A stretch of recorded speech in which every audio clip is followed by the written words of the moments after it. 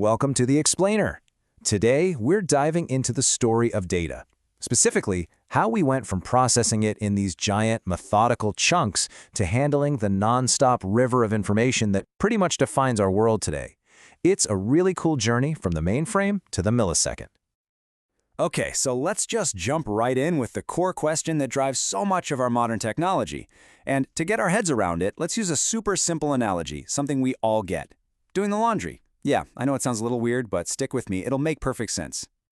You see, at the heart of it all, there are really two fundamental ways to handle information. On one hand, you have batch processing. This is basically waiting until your laundry basket is totally full before you even think about starting a wash. You collect everything over a period of time, and then you process it all in one big go. On the other hand, you've got stream processing. This is the complete opposite. The second a t-shirt gets dirty, boom, you wash it. Data gets processed piece by piece in real time the very moment it arrives. Now, to really understand our hyper-fast, real-time world, we actually have to go back in time, back to the very beginning, to an era that was all about that full laundry basket approach. This was the age of batch. The original workhorse for all this batch processing was the mainframe, a piece of technology with a surprisingly long and resilient history.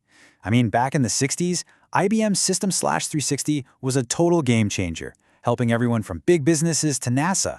The tech thrived for decades. But then, the personal computer came along, and people basically started writing the mainframe's obituary. But spoiler alert, they were way off. The mainframe just evolved. It doubled down on security and reliability, and it's still a critical piece of our global infrastructure today. And I mean, the predictions of its death were bold, to say the least. This famous quote from 1991 gave the mainframe just 5 years to live. Yet here we are, decades later, and they are still the absolute backbone for banks, for airlines, for governments. Yeah, the reports of its death were, to put it mildly, greatly exaggerated. So how did they actually work? Well, they were masters of batch processing.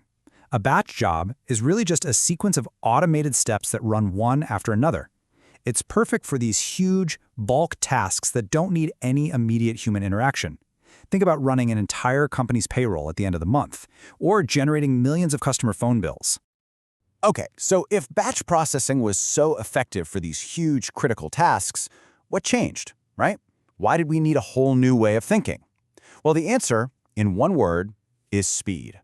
The world was accelerating, and waiting for the laundry basket to fill up just wasn't an option anymore for a whole new class of problems. And this is what led to the rise of stream processing. It's a model where data gets analyzed piece by piece, often in the exact instant it's created. With the absolute explosion of data from the internet, from social media, from financial markets, well, we needed immediate insights that the old batch model just couldn't deliver. And this is where it really clicks, right? Some tasks just can't wait. When you swipe your credit card, the bank has to spot potential fraud in milliseconds, not at the end of the day. A company has to know what people are saying about its brand on social media right now. An e-commerce site wants to analyze where you're clicking as it's happening. These are all perfect jobs for stream processing. So how do we actually do all this today? Let's pull back the curtain a bit and look at the modern toolkit, the actual software and concepts that engineers use to wrangle these massive data workloads, whether they come in batches or streams.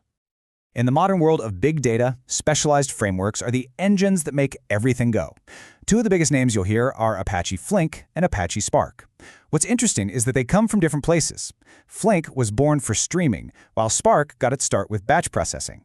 That background gives Flink really fine-grained control over its operations, like being able to manage exactly how data is remembered and for how long. But Spark has since evolved to handle streaming incredibly well, which just goes to show how these two worlds are really starting to merge. But, just having a powerful engine isn't enough. When you've got thousands of jobs all trying to run on a giant cluster of computers, how do you manage all that traffic? That's where a workload scheduler comes in. You can think of it like the conductor of a data orchestra. It tells each job when and where to run, making sure all the available resources are used as effectively as possible. And these schedulers have had their own little evolution too. Early on, it was just a simple line, first come, first serve. But as systems got more complex, the schedulers had to get smarter. They started using what are called heuristics, basically rules of thumb, to prioritize certain jobs over others. And today, the cutting edge is all about fairness, using these incredibly sophisticated algorithms to make sure that in a really busy system, every single application gets its fair share of the computing power. So, after this whole journey, right, from those room-sized mainframes to these super smart modern data frameworks, which method actually won? Was it the methodical, heavy-lifting power of batch, or the lightning-fast reactivity of streaming? The truth is, it was never a battle to begin with. The modern data world isn't about choosing one over the other. It's about intelligently using both.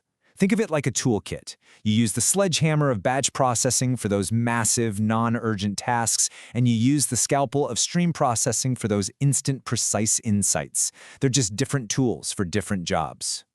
We've seen this incredible shift from processing everything at once to processing things as they happen, and we've built these amazing tools to manage both worlds. So this leaves us with a final thought to chew on. As the amount of data we generate continues to just explode, and our need for both deep analysis and instant reaction just keeps growing, what new idea is waiting just over the horizon? What will the next revolution in data processing even look like?